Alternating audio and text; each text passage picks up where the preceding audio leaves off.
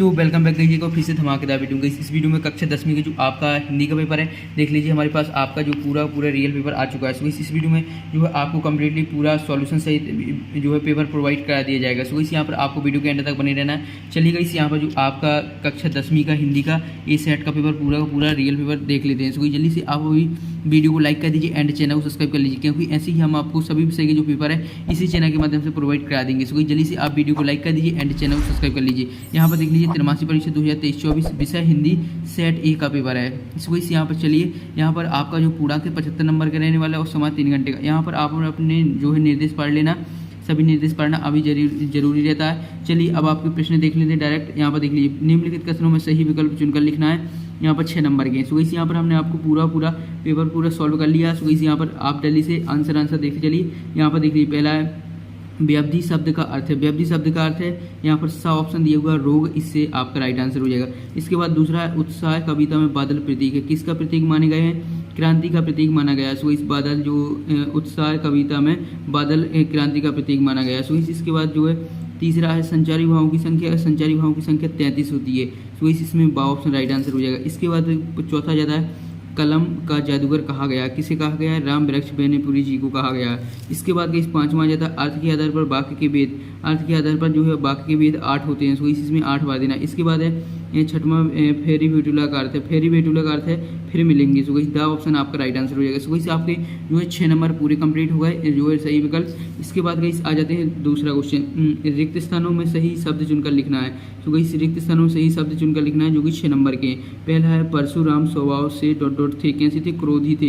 तो इसमें आपको क्रोधी बार देना। इसके बाद दूसरा है चौपाई के प्रत्येक चरण में 2 मात्राएं होती हैं। कितनी मात्राएं होती हैं? 16 होती हैं। तो ये आपका 16 आपको भर देना इसमें। चलिए अब नेक्स्ट पेज पर जो है आपके नेक्स्ट क्वेश्चन देख लेते हैं। यहाँ पर देख लीजिए, तीसरा है जीवनी ... की लिखी जाती है। किसकी लिखी जाती है? स्वयं की या महापुरुष की? सो इसमें स्वयं हो जाएगा। इसके बाद चौथा है विद्यालय में ... संधि है। कौन सी संधि है? स्वर संधि है। तो इसे हमने टिक कर दिया, वही आपका राइट आंसर है। इसके बाद है 5वां अज्ञ का जन्म ... में हुआ था। कहाँ पर हुआ था? उत्तर प्रदेश में हुआ था। सो इस यहाँ पर उत्तर प्रदेश आपका राइट आंसर। इसके बाद 6वां है आम की फसल में कभी कभी खूब आती है। क्या आती है? आंधी आती है। सो इसमें आंधी राइट आंसर हो जाएगा। इसके बाद गई क्वेश्चन 3 देख लेते हैं। सही जोड़ी बनाकर लिखना है, जो कि आपकी 6 नंबर की है। सो चलिए सही जोड़ियाँ मिला लेते हैं सही तरीके से। देख लीजिए, यहाँ पर आत्मकथा का हो जाएगा यहाँ पर जयशंकर प्रसाद, और इसके बाद कामायनी हो जाएगा महाकाव्य, और इसके बाद यदा कदा का हो जाएगा आपका शैलेश भटियाना। इसके बाद चौथा मन्नू भंडारी हो जाएगा महाभोज। इसके बाद 5वां है दांत खट्टे करना, इसका हो जाएगा परास्त, और आगे का हो जाएगा सच्चिदानंद हीरानंद। सो इसी आपकी सही जोड़ियाँ मिल जाती हैं। यार वीडियो को अगर आपने अभी लाइक नहीं किया तो लाइक कर दीजिए, क्योंकि आप लोग बाद में भूल जाते हो। इसलिए अभी जो है वीडियो के स्टार्टिंग में ही आप जल्दी से यार वीडियो को लाइक कर दीजिए। सो इसी यहाँ पर फिर आपका चौथा ज़्यादा है एक वाक्य शब्द में उत्तर लिखिए। सो इस 6 नंबर के आपके एक वाक्य के हैं। देख लीजिए, सूर सरावाली के कवि का क्या नाम है? क्या नाम है? सूरदास है। सो इसमें आपको सूरदास बार देना है। इसके बाद दूसरा है गणों की कुल संख्या कितनी है? 8 है। सो यहाँ पर आपको 8 बार देना है। इसके बाद तीसरा रिपोर्टाज किस भाषा का शब्द है? यहाँ पर फ्रांसी भाषा का शब्द है। सो यहाँ पर फ्रांसी हो जाएगा। इसके बाद चौथा संस्कृत पाठ है किस विधा का है? संस्कृत पाठ है वो निबंध विधा का है। सो इसमें आपको निबंध भर देना। इसके बाद चौथा है 5वां है प्रतिदिन में कौन सा समास है? प्रतिदिन में आपका अव्ययी भाव समास हो जाएगा। इसके बाद डोको क्या है? डोको है सुशक्त दिमाग है। सो इसी आपके जो है एक वाक्य के कंप्लीट हो जाते हैं। सो जल्दी से आप इनके स्क्रीनशॉट ले लीजिए, नहीं तो याद कर लीजिए। इसके बाद अब आपके प्रश्न जो है प्रश्न क्रमांक 5वां जाता है निम्नलिखित कथनों में सत्य बताइए। सो यहाँ पर सत्य बताना, जो कि 6 नंबर के।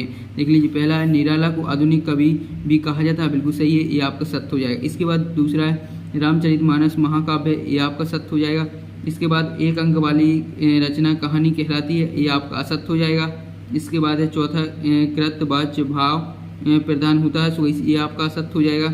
इसके बाद 5वां है उपकार मानने वाला कृतज्ञ कहलाता है। सो ये आपका सत्य हो जाएगा। इसके बाद जो लास्ट है 4 लड़के बैल बनकर मोट खींचने लग जाते थे। सो ये आपका असत्य हो जाएगा। तो इस यानी आपका पहला, दूसरा और जो चौथा दिया हुआ है ये आपका सत्य है, और ये 3 आपके असत्य हैं। सो 3 आपके सत्य हैं और 3 असत्य हैं। सो जल्दी से आप इसे याद कर लीजिए, नहीं तो इस स्क्रीनशॉट ले लीजिए। चलिए अब आपके प्रश्न देख लीजिए, जल्दी से इन प्रश्नों को कंप्लीट कर लीजिए। देख लीजिए यहाँ पर सुशीर वाद्य से क्या अभिप्राय है? अथवा दिया हुआ मन्नू भंडारी के पिता का स्वभाव सन की क्यों हो गया था। इसके बाद है ये 7वां क्वेश्चन, आत्मकथा और जीवनी में 2 अंतर। 8वां दिया हुआ है कहानी और उपन्यास में 2 अंतर।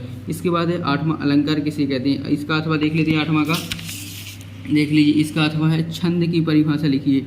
इसके बाद 9वां है 2 खंडकाव्यों के नाम लिखिए। और 8वां दिया हुआ है छंद के कितने भेद होते हैं। इसके बाद है 10वां गोपियों ने किन किन उदाहरणों के माध्यम से उद्घव को उल्हने दिए गए हैं। सो इसके बाद है 8वां में है इसका लक्षण, जो लक्ष्मण ने वीर योद्धा की क्या क्या विशेषताएं बताई हैं। सो ये आपका 10वां हो जाता है। सो यार वीडियो को लाइक कर दीजिए एंड चैनल को सब्सक्राइब कर लीजिए। ऐसे ही आपको सभी विषय के जो पेपर हैं देखने को इसी चैनल के माध्यम से मिल जाएंगे। सो यहाँ पर 11वां क्वेश्चन आपका है कवि नागार्जुन के अनुसार फसल क्या है। 8वां दिया हुआ है आधुनिक हिंदी साहित्य में जयशंकर प्रसाद का क्या स्थान है। सो ये आपका 11वां हो जाता है। 12वां है अवधी भाषा आज किन किन क्षेत्रों में बोली जाती है। 8वां में है गोपियों के अनुसार राजा का धर्म क्या होना चाहिए। इसके बाद आपका 13वां क्वेश्चन है भक्ति काल की 2 विशेषताएं लिखिए। 8वां दिया हुआ है छायावाद की 2 विशेषताएं लिखिए। तो इसे आपका 13वां क्वेश्चन हो जाता है। 14वां है राम वृक्ष बेनीपुरी अथवा यशपाल की साहित्य की विशेष निम्नलिखित बिंदुओं के आधार पर करना है। तो वही 2 रचनाएं लिख देना, भाषा शैली लिख देना। सो वही इसमें आपको जो है 2 नंबर मिल जाएंगे। इन दोनों कवियों में से एक कवि की जो है 2 रचनाएं भाषा शैली लिख देना। इसके बाद 15वां है निबंध किसे कहते हैं। 8वां दिया हुआ है रिपोर्टाज किसे कहते हैं। ये आपका 15वां हो जाता है। 16वां निम्नलिखित मुहावरों के अर्थ सहित वाक्य बनाकर लिखना है। देख लीजिए आँख का तारा होना, दूसरा है आग में घी डालना। सो इसका अर्थ लिखना है और वाक्य में प्रयोग करना है। इसके बाद अथवा है वाक्य किसे कहते हैं लिखिए। सो इसी आपका 16 हो जाता है। 17वां है बच्चे माता पिता के प्रति अपने प्रेम को कैसे अभिव्यक्त करते हैं। और अथवा में है अनुभव और अनुभूति में क्या अंतर है। इसके बाद है 18वां निम्नलिखित आपठित गद्यांश को पढ़कर नीचे दिए गए प्रश्नों के उत्तर देखिए। देख लीजिए आपको इस जो आपठित गद्यांश आपको इसको अच्छे तरीके से पढ़ लेना है। चलिए अब इसके क्वेश्चन देख लेते हैं। देख लीजिए यहाँ पर ये रहे इसकी क्वेश्चन। देख लीजिए गद्यांश का शीर्षक और सामाजिक संप्रदाय का क्या आधार है और सामाजिक संप्रदाय के लिए अनिवार्य शर्त क्या है। इसके बाद अथवा में आपको देखने को मिलता है नियमांकित आपठित पद्यांश। सो इसी आपको पद्यांश है वो इसकी क्वेश्चन ये रहे। देख लीजिए कल हमारी कुटिया में बिन पूछे कौन दाखिल हो जाते थे। सो इसी में आपको इनके आंसर मिल जाएंगे। चलिए यहाँ पर आप 19वां क्वेश्चन देख लेते हैं। 19वां क्वेश्चन है निम्नलिखित गद्यांश की संदर्भ प्रसंग सहित व्याख्या करना है, जो कि आपकी 3 नंबर का है। तो इसमें आपको संदर्भ से प्रसंग भी लिखना है, उस व्याख्या भी करना है। तो इन दोनों में से एक गद्यांश का आपको जो है लिखना है संदर्भ प्रसंग व्याख्या। इसके बाद जो है 20वां क्वेश्चन है निम्नलिखित पद्यांश का संदर्भ प्रसंग सहित भावार्थ कीजिए। तो वैसे यहाँ पर देख लीजिए इसमें भी आपको पद्यांश में 2 पद्यांश देखने को मिल रहे होंगे, दोनों में से एक की जो है संदर्भ प्रसंग सहित भावार्थ करना है। तो वैसे चलिए अब नेक्स्ट है आपका 21वां क्वेश्चन। सो गाइस यहाँ पर देख लीजिए 21वां क्वेश्चन में आपको क्या करना है निम्नलिखित वाक्यों को निर्देश अनुसार परिवर्तित कर लिखना है। सो गाइस यहाँ पर देख लीजिए मैं कल भोपाल जाऊंगी। सो गाइस इसमें आपको प्रश्नवाचक बनाना है इस वाक्य को। फिर दूसरा यह है आपका विद्यालय है, इसमें आपको निषेधवाचक इस वाक्य को निषेधवाचक बनाना है। इसके बाद तीसरा राम घर जाता है, इसको आज्ञावाचक बनाना है। इसके बाद अथवा में निम्नलिखित शब्द समूह के लिए एक शब्द लिखना है। देख लीजिए पहला है जहाँ लोग परस्पर मिले, इसमें आपको एक शब्द लिखना है इसका आंसर। और दूसरा है जो कभी भी स्वीकार हो, और तीसरा में जिसका आकार ना हो। तो इसके आपको एक शब्द में ही इनके आंसर लिखने हैं। इसके बाद है 22वां परीक्षा में प्रथम स्थान पर प्राप्त करने पर अपने मित्र को बधाई पत्र लिख देना है। नहीं तो गाइस आपको अथवा में जो है बड़े भाई के विवाह में आमंत्रित करने हेतु मित्र को आमंत्रण पत्र लिखना है। सो दोनों में से आपको एक पत्र लिखना है, इसमें आपको 4 नंबर मिल जाएंगे। इसके बाद गई से जो 23वां क्वेश्चन निम्नलिखित में से किसी एक विषय पर जो है 120 शब्दों में अनुच्छेद लिखना है। सो देख लीजिए महंगाई की समस्या और समाधान, और दूसरा दिया हुआ है शिक्षा के क्षेत्र में इंटरनेट की उपयोगिता, और तीसरा स्वच्छ भारत अभियान, चौथा दिया हुआ है प्रदूषण की समस्या। सो इन चारों टॉपिक में से किसी एक विषय पर जो है आपको 120 शब्दों में जो है निबंध लिख देना है, यानी अनुच्छेद लिख देना है। तो इस तरह जो है आपके पूरा पेपर कंप्लीट हो जाता है। अब गाइस आप जल्दी से यार फटाफट वीडियो को लाइक कर दीजिए एंड चैनल को सब्सक्राइब नहीं किया जल्दी से चैनल को सब्सक्राइब कर दीजिए। सो इस नेक्स्ट विषय का पेपर वो हम आपको जल्दी प्रोवाइड कर देंगे। आप जल्दी से हिंदी का पूरा कंप्लीट कीजिए, नेक्स्ट विषय का आपको नेक्स्ट दिन मिल जाएगा। तो जल्दी से आप वीडियो को लाइक एंड चैनल को सब्सक्राइब कर लीजिए। सो इस मिलते हैं नेक्स्ट वीडियो में।